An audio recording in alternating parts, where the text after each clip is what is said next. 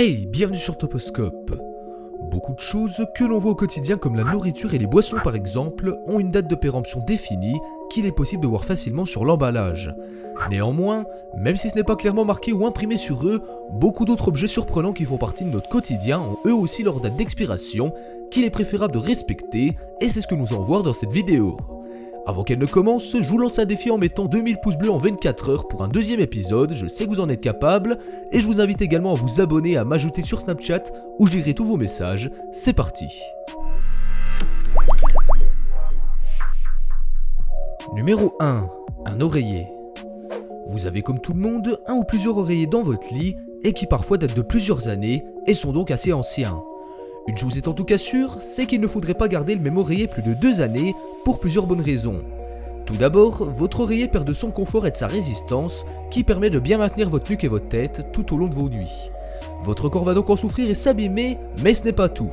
Ce qui est aussi grave, c'est qu'au fil du temps, votre oreiller va devenir un réel lieu d'habitation pour les acariens en tout genre et par conséquent, il est conseillé par les fabricants et les experts santé de changer votre oreiller tous les 2 ou 3 ans. Numéro 2. Un extincteur.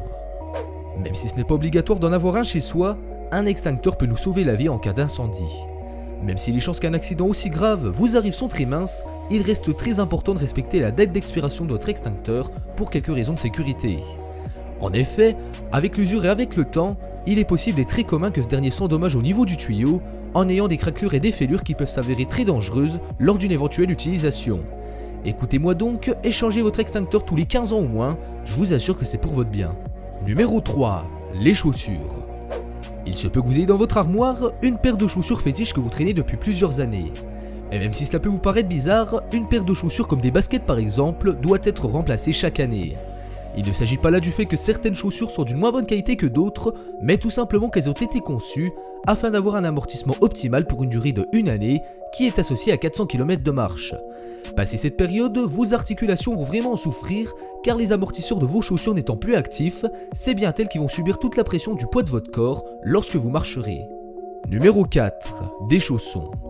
Cet objet s'enfile lui aussi aux pieds sauf que contrairement aux chaussures, celui-ci reste tout le temps à la maison. Une paire de chaussons devrait être changée tous les 6 mois au maximum pour la seule et bonne raison que cet objet est la meilleure manière de propager les mycoses. En plus, on va se l'avouer, quand les chaussons ne sont plus neufs, ils sont beaucoup moins agréables à porter étant donné que le rembourrage en mousse s'est aplati. Numéro 5. La brosse à dents. Cet objet qu'on utilise matin, midi et soir n'a plus aucun secret pour nous, si ce n'est sa date d'expiration qui reste assez vague pour beaucoup d'entre nous.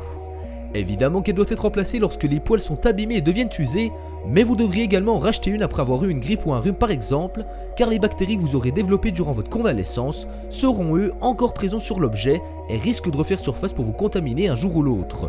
Vous l'avez donc compris, même si ça peut paraître très régulier pour certains, il est préférable de changer de brosse à dents à chaque fois que vous tombez malade.